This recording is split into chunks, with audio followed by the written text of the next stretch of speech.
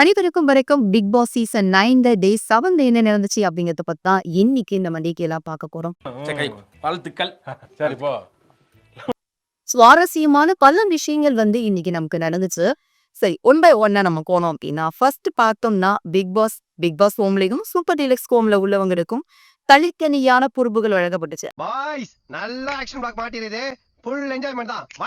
அதாவது big pass ஹோம்ல உள்ளவங்களுக்கு பொறுப்புகளும் சூப்பர் டீலக்ஸ் ஹோம்ல இருக்கிறவங்களுக்கு பவரும் கொடுக்கப்பட்டிருந்துச்சு. ஆனா சூப்பர் டீலக்ஸ் ஹோம்ல கொடுக்கப்பட்டிருந்த பவர் சரியான முறையில யூஸ் பண்ணப்பட்டுச்சா அப்படின்னு பாத்தீங்கன்னா கிடையாது.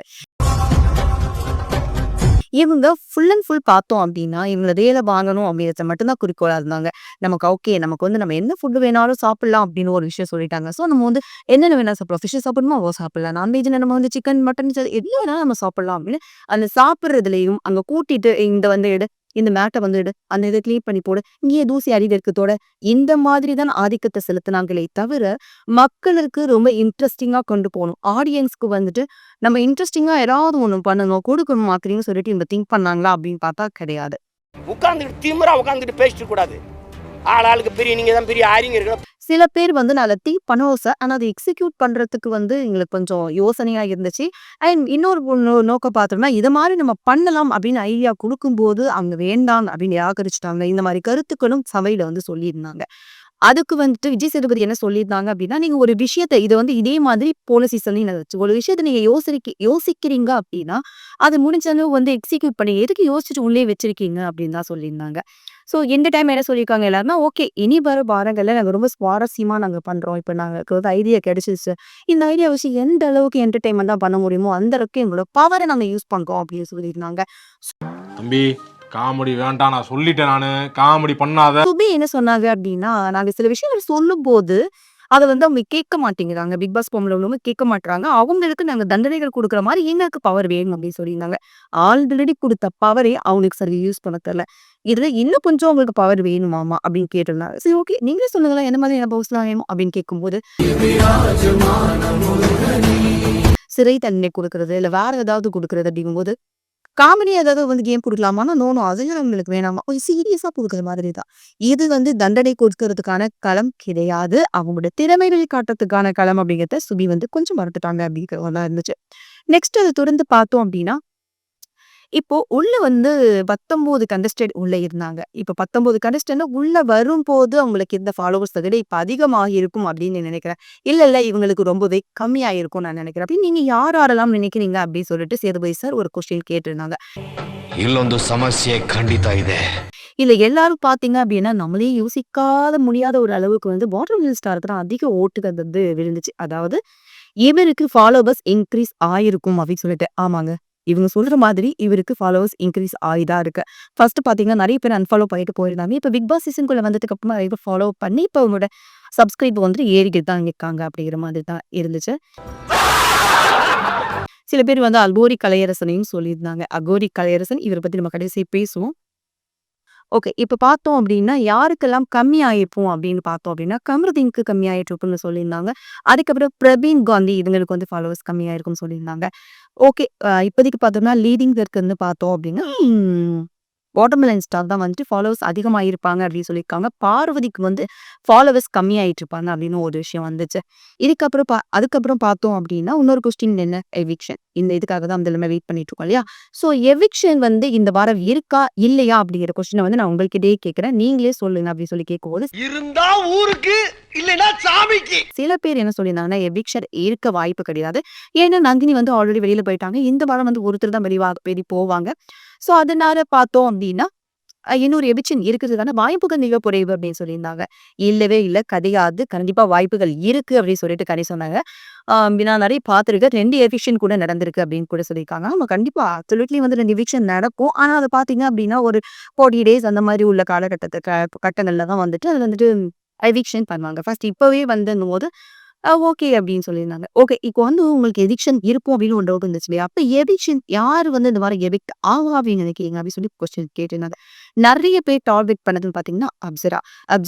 அப்சரா பாத்தீங்கன்னா அவங்களோட பியூட்டிஷியன்ல மட்டும் தான் கான்சென்ட்ரேட் பண்றாங்க. அவங்க அந்த அளவுக்கு வெளியில வரவே கிடையாது. மேக்சிமம் பார்த்தோம்னா தலை சீவிட்டு இருப்பாங்க, லிப்ஸ்டிக் போட்டுட்டு இருப்பாங்க. இந்த மாதிரி விஷயங்கள் அவங்களுக்குள்ள எந்த டேலண்ட்ல உள்ள வந்தாங்க அப்படின்னு தெரியாது. அவங்க டிரான்ஸ்ஜெண்டர் அது மட்டும் தான் நமக்கு தெரியும். ஆனா அவங்களுக்குள்ள நிறைய விஷயங்கள் ஒளிஞ்சிருக்கிறதா வீட்டுல உள்ளவங்க எல்லாருமே சொல்றாங்க. ஆனா அது இன்னும் அவங்க கொண்டு வரல. இந்த வாரம் எல்லாருமே சொன்னதை வச்சு அடுத்த வாரம் அவங்க நல்லா விளையாண்டாங்க, தன்னை வெளிப்படையா காட்டிக்கிட்டாங்க, நிறைய விஷயங்களை ஈடுபட்டாங்க அப்படின்னா அவங்க இன்னும் சில வாரங்கள் வந்து உள்ளே இருக்கிறதுக்கான வாய்ப்புகள் இருக்கு. அதுக்கப்புறம் பார்த்தோம்னா கலையரசன் வந்து வெளியில போயிடுவாரு அப்படின்னு சொல்லிட்டு எல்லாரும் ஓட் பண்ணியிருந்தாங்க. ஓகேயா, நீங்க எல்லாமே சொல்றதே ஒரு வழியா வச்சு போயிட்டு இருக்கோங்களேன். ஆனா இது ரொம்ப நீங்க சுத்தி வளைச்சிட்டு இருக்கீங்க. முதல்ல என்ன பண்ணீங்க, நீங்க எல்லாரும் வந்து எவிக்ஷன்ல வந்தவங்க எல்லாருமே வந்து ஒரு லைனா உட்காருங்க அப்படின்ட்டாங்க. இப்ப அதிக ஓட்டு வாங்கின அப்சராவுக்கு கலையரசனும் நாமினேஷன்ல கிடையாது, நீங்க வந்து வெளியில விடலாம் அப்படின்னு சொல்லிட்டாங்க. இந்த வாரம் யாரு எலிமினேட் ஆவா அப்படின்னு பார்த்தோம்னா நம்ம பிரவீன் காந்தி அவர்கள் தான் வெற்றிகரமா வீட்டை விட்டு வெளியேறி இருக்காங்க. பிரவீன் காந்தி இவங்கள பத்தி நம்ம சொல்லணும்னா 5 படங்கள் வந்து வெற்றிகரமான படங்களை கொடுத்திருந்தாங்க அப்படின்னு சொல்லியிருந்தாங்க. உண்மையாவே அவர் வெற்றிகரமான படங்கள் கொடுத்தாங்கன்றதை நான் பிக் பாஸ் வீட்டுக்கு தான் பார்த்தேன். ஓகே, நிறைய பேருக்கு இதே ஒரு விஷயம் நடந்திருக்கும் அப்படின்னு நினைக்கிறேன். இவரு சில விஷயங்களை சொல்லும் போது அதை காது கொடுத்து கேட்கறதுக்கு அவருக்கு விருப்பம் கிடையாது. அவரு சொல்ற விஷயங்களை வந்து காது கொடுத்து கேட்கணும் அப்படின்னு ஆசைப்படுவாரு. அதே மாதிரி பெண்களை வந்து ரொம்பவே டாமினேட் பண்ணி பேச அவங்களுக்கு இது பண்ண முடியாது. பெண்களுக்கு வந்து பொசசிவ் இருக்கு. இந்த மாதிரி விஷயங்களை வந்து பெண்கள் பெண்கள் பெண்கள் பெண்கள் மேலே தான் குறிப்பா சொல்லிட்டு இருந்தாங்க. ஒரு பெரிய மனுஷன், அவருக்குன்னு ஒரு தகுதி இருக்கு. 5 படங்கள் எடுத்திருக்காரு. அவர உள்ள கொண்டு வந்து அவருடைய தகுதியை இழக்கிற மாதிரி இந்த வாரங்கள் எல்லாமே போச்சு. உண்மையை சொன்னா அவர் வெளில கொண்டு வந்து ரொம்ப சேஃப் அவருக்கு. இதுதான் நல்லது. வெளில வரும்போது அவர் யார்கிட்டயுமே வந்து பாய் சொல்லல, நான் போயிட்டு வரேன்னு சொல்லல. ஏன்னா என்னை ஏன் தோல்வியா பாக்குறியா, தோல்வி அடையவே இல்லை அப்படி சொல்றாரு. நல்ல விஷயம். இது மாதிரி ஒரு ஸ்போர்ட்டிவா எடுத்துக்கிறது வந்து நிறைய பேருக்கு இருக்காது. ஆனா இவர் வந்து ஸ்போர்ட்டிவா எடுத்துக்கிட்டாரு. இப்போ அகோரி கலையரசன் அப்படிங்கிற ஒரு விஜய் பார்வதி கிட்ட என்ன சொல்றாருன்னா, இங்க இருக்கிறவங்க எல்லாரும் பாத்தீங்கன்னா நாங்க வெளியில போவேன்னு சொன்னாங்க. ஆனா எனக்கு தெரியும் நான் வெளியில போக மாட்டேன். மக்கள் வந்து என்னோட கிராமிய கலைஞனை வெளில அனுப்ப மாட்டாங்கன்ற நம்பிக்கை எனக்கு இருக்கு. இது வரைக்கும் சந்தோஷமான விஷயம். ஏன்னா மக்கள் வந்து கிராமிய கலையை மதிக்கிறாங்க, இன்னும் வளரணும். அணிந்து வரும் கலை அது வந்து அழியக்கூடாதுன்னு நினைக்கிறோம் அப்படிங்கிறது எல்லாமே சரியா. ஆனா அந்த கலையை வச்சு நீங்க ஒரு நாடகம் ஆடுறீங்களே, அதை தான் மக்கள் நாங்க விரும்பல. அதுக்கப்புறம் ஒரு விஷயம் சொல்றாங்க. என் ஒய்ஃப் பாத்தீங்க அப்படின்னா வெளியில ரிவ்யூ பண்ணி எப்படியும் மக்கள் கிட்ட பேசி எங்ககிட்ட ஓட்டு வாங்கிடுவாரு. ஆமா, இந்த திறமை வந்து உங்க ஃபேமிலிக்கு இருக்கு அப்படிங்கிறத சமீப காலங்களாகவே நாங்க பார்த்துக்கிட்டு தான் இருக்கோம்.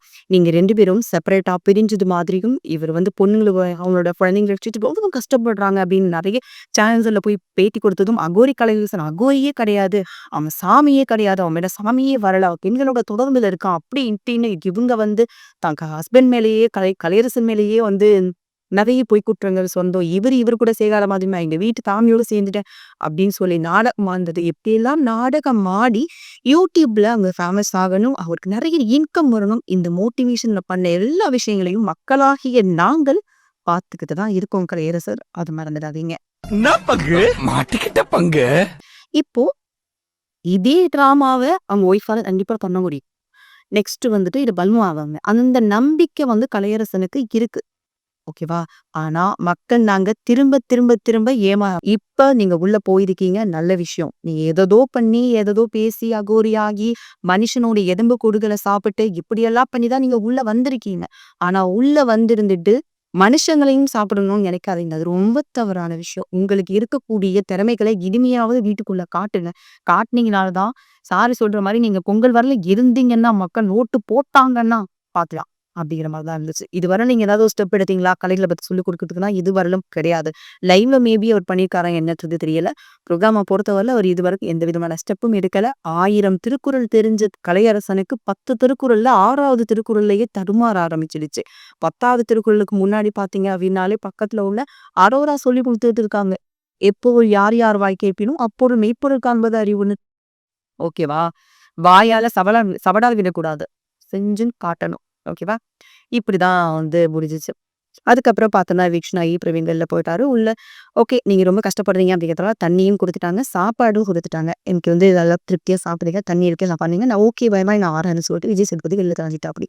அதுக்கப்புறம் பார்த்தீங்க அப்படின்னா விஜய் பார்வதி மேல வந்து எல்லாருமே குற்றம் சொல்றாங்க. அவங்க ரொம்ப பாவம்ப்பா அப்படின்னு நீங்க நினைச்சீங்கன்னா நீங்க புதுசா ஒரு ஆடியன்ஸா இருக்கும்னு நினைக்கிறேன். அவர் ரொம்ப ஒரு பிரிட்டிக்கலான மைண்ட் வச்சிருக்காங்க. ரொம்ப கிரிமினல் மைண்டோட தான் அங்க அவங்களுக்குன்னு ஒரு விஷயம் வரும்போது அது ரொம்ப கசப்பா தெரியுது அவங்களுக்கு. மத்தவங்களுக்கு நடக்கும்போது அது ரொம்பவே இனிப்பா தெரியுது. ஆர்வமா அந்த பிள்ளையும் கிள்ளிட்டு தொட்டிலேயே மாட்டி விடுறது அப்படின்னு சொல்லிட்டு கெமிக்கு சொன்னாங்க. கண்டிப்பா கெமிக்கு பொருந்துமா அப்படிங்கிறத விட பார்வதிக்கு நல்லாவே பொருந்தது. அந்த மாதிரி தான் பண்ணிட்டு இருந்தாங்க.